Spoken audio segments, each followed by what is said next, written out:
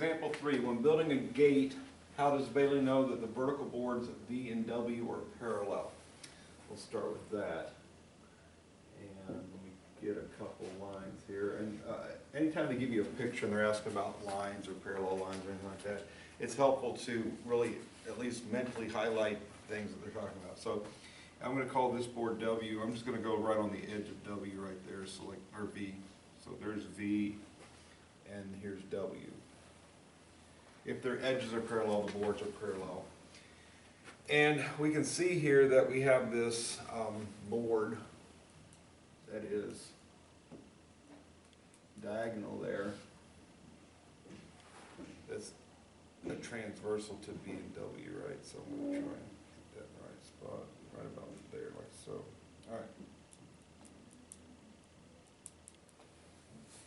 And also, this board is a transversal to V and W. Again, we have to base on what we know. So I'm looking at the picture, the diagonal green line isn't giving me enough information about angles to really determine anything, right? This green line is not helpful as far as the V and W parallel situation is concerned, because the converse theorems we learned yesterday, the same side interior angles have to be supplementary, alternate interior angles have to be congruent, alternate exterior angles congruent, or corresponding angles congruent. And the only angle I'm seeing on this slanted line is this 35-degree angle. Obviously it's here, but still 35 degrees happening at that point. So that's not helpful as far as those converse theorems we learned yesterday. So I'm going to just make that line go away. There we go. Let's look at this horizontal looking line. And notice that we have a right angle marked here and a right angle marked here.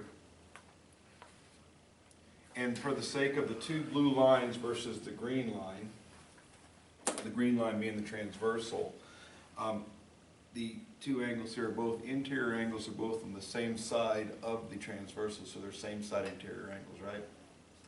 And 90 plus 90 is 180. All right, so I could say V and W, or V is parallel to W, let's go that way, because the same side interior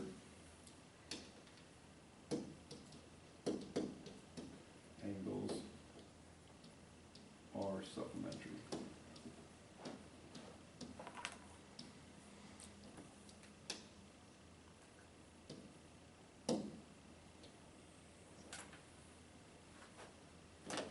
And that's what we're looking for in a problem like this. They're looking for what geometric properties associated with the fact of this statement. So we're justifying, it's kind of like justifying a step in a proof. The picture shows us that that's what that is. You just need to identify what they are and what about them makes it true. All right. So the other question, what should angle 1 measure to ensure board B is parallel to board A? So let's take a look at board B and board A here. So these blue boards go away.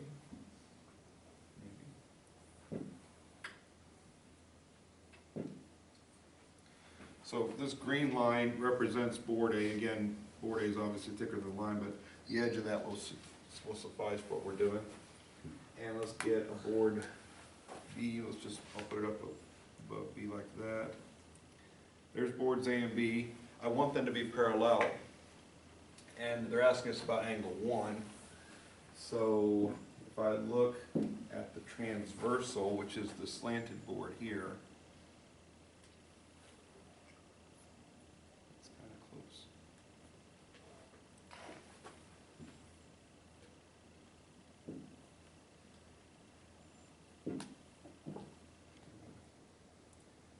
There's my transversal. It's asking what angle 1 should measure to ensure that the lines are parallel. And just to really reinforce what's going on here, I'm going to put that right there.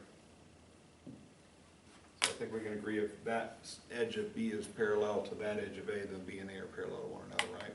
So just to get the angles in the right positions. So what I'm looking at is this angle right here is 35 degrees, and they're asking what angle 1 should measure, which is intersect one a little bit there, but what should angle one measure in order for those lines to be parallel? What type of angles are the 35-degree angle we know and angle one that we don't know? But they're, as far as an angle pair name? Same side interior angles, right? So when they're same side interior angles, they're supposed to be supplementary. So again, that's the property I'm looking at. So in this scenario, I'd say that 35 degrees plus measure of angle one has to add up to 180 degrees because they're same side interior angles. And again, I want those lines to be parallel. If the same side interior angles are supplementary, then A and B are parallel to one another. So then I just solve the equation. I move the 35 over, and we get measure of angle one is equal to 145 degrees.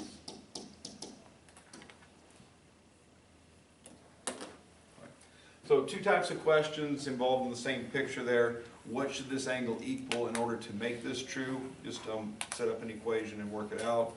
The other type of question is, why are they parallel? What about the picture lets us know then either the same side interior angles are supplementary, or the alternate interior angles are congruent, the alternate exterior angles are congruent, the corresponding are congruent, depending on what they give you for a problem here. So if they gave us the same problem and asked us, what about this, let's see, suppose they said, what would angle 3 have to be in order for the lines to be parallel, right? So those A and C, you know, I'm just gonna,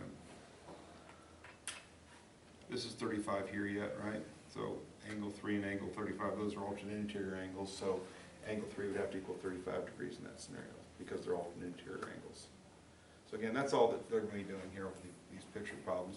And most of the problems in the homework, if you didn't notice last night when you did your homework, involve these converse theorems. So have that mindset when you're doing the problems tonight yet.